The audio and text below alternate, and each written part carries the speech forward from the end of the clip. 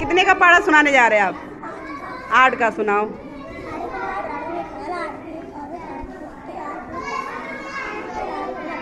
हमारे तो समझ में नहीं आ रहा बोल क्या रहे, आवाज तुम्हारी कहाँ चली गई? अच्छा 7 का सुनाओ, 7 का।